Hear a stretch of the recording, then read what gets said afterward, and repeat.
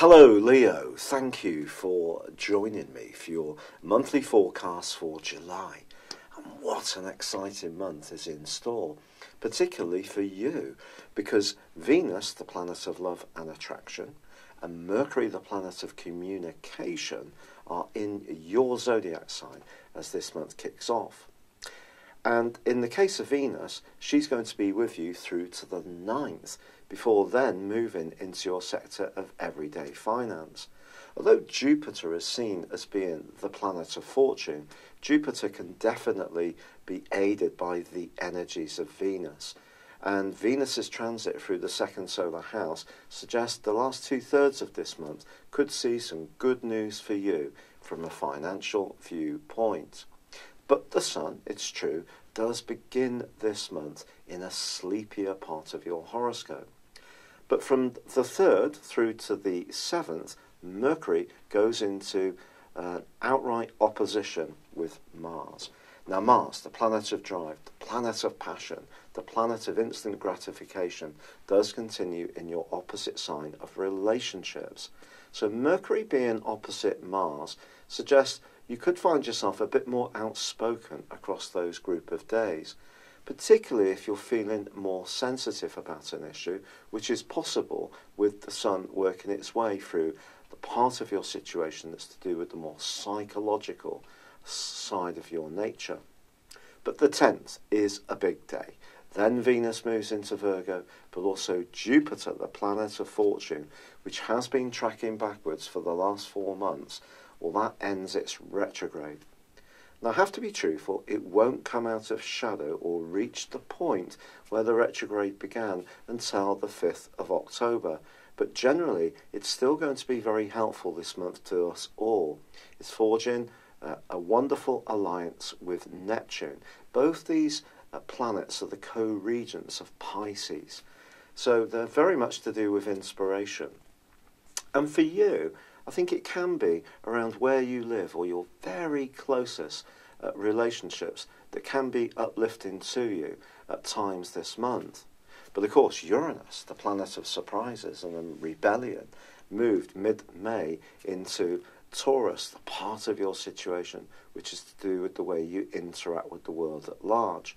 If you are feeling a little bit restless about your role in life, or you'd like to change things in some way, you can do so, not necessarily in a sudden, impulsive way, which Uranus is known for, but in a staged, step-by-step and very thorough fashion. This comes because Uranus is forging a great contact with Saturn, the planet of structure, which is in the part of your scope to do with the everyday organisation of your life and also to do with your jobs.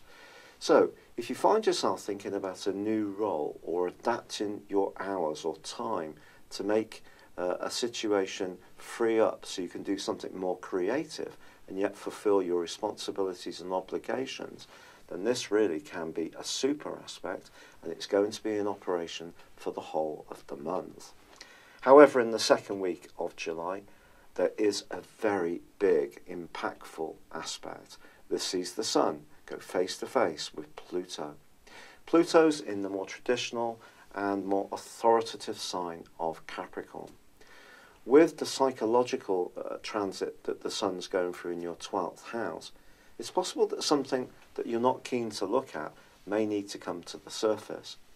Pluto is known as the planet of the underworld, so it is about secrets, but it's also about those desires that sometimes perhaps we're not all that keen to open up about in terms of our own motivations. You know, the type of thing: sex, money, desire, greed even, jealousy, all these kind of things can be activated by Pluto. And when these two are in opposition, it can point towards some mighty power battles. Perhaps someone is going to challenge you about an attitude you have that you're not aware of. Yes, you are one of the most charismatic members of the Zodiac, and you can draw to you good things through your sheer radiance. But perhaps there are parts of your nature that you're not so aware of, and that may be what comes up during this period of time, and quite frankly over the next 6 months. So why should that be? Well, it's because towards the end of this second week, on the 13th, there is a partial solar eclipse, and this of course is going to be in opposition to Pluto too. So I think when it comes to evolving as an individual and growing, it could be that there's a little bit of pain before the gain in terms of becoming more conscious of what makes you really tick, and not quite so much from a head position, but understanding things at a much deeper level within you. Now, there is fantastic news on the 23rd, because the sun returns to your sign for the first time in 11 months. Your physical vitality will increase. Some of the more psychological and anxious energies which have washed around through week 2 will start to fade out. You can regain your enthusiasm and feel that you're getting on the front foot. But Mercury does go into a retrograde on the 26th, and this is going to suggest that anything to do with your individual hopes may require a degree of patience. And one of the reasons for this in the last 10 days of this month is that Mars goes back into a square, a testing right angle with Uranus. If this rings a bell, it's because this pattern occurred from the 16th to the 26th of May across the signs of Taurus and Aquarius. Now, of course, the right angle between Mars and Uranus was occurring between Aries and also Capricorn before then.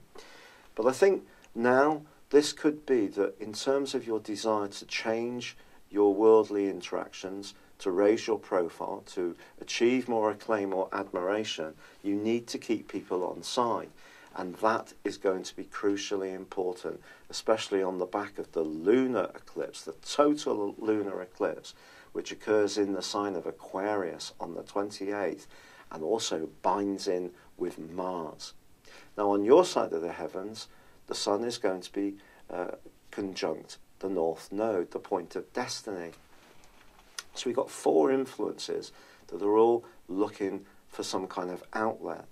I think for you, this could be a point in the road when a relationship issue comes into the open more, or you become more aware of your need to assert yourself in your relationships if you feel that you have been too much of a people pleaser. And remember, that has been an issue through all that cardinal clash that's gone on between Uranus and Pluto over the last few years, which now, of course, has come to a close. But that was all about your desire to be a free spirit against fulfilling your obligations. So I think there can be an echo of this in the next half year too, on the back of this more psychological partial solar eclipse. So I think you have a lot of an opportunity to learn a lot more about what makes you tick and others tick at a deeper level during this month and also in the months to come. But it's also an opportunity where you feel rightful and you feel that you're sure of your motives and you're clear in your objectives. You can also punch across your desire to be heard as this month draws to a close. Pleasingly too, Venus, now making its way through Virgo and helping you with your finances, and also giving you a more sultry vibe, forges a lovely angle with Pluto, ironically, in the last week of this month. And that too can see something transforming around loot or your basic resources, which pleases you. It's been a real pleasure being with you. Thank you for joining me. Good luck. I'd love it if you would like or comment on this video, or if you've yet to do so, subscribe to my channel. But for now, good luck and goodbye. Hello, thank you so much for watching my video. I'd love you to join me at my Horoscope Ace app. You can find this at www.horoscope-ace.com. You can use it through Android, iOS, Apple or Facebook. Check out your ascendant or your moon sign, or download your free birth chart. There's all your favourite videos, plus there are daily, weekly, monthly and yearly horoscopes for general, love, Chinese and Indian astrology. If your passion is tarot, there's my brilliant 3-card money or love tarot readings too. And it's all there at www.horoscope-ace.com. Thank you.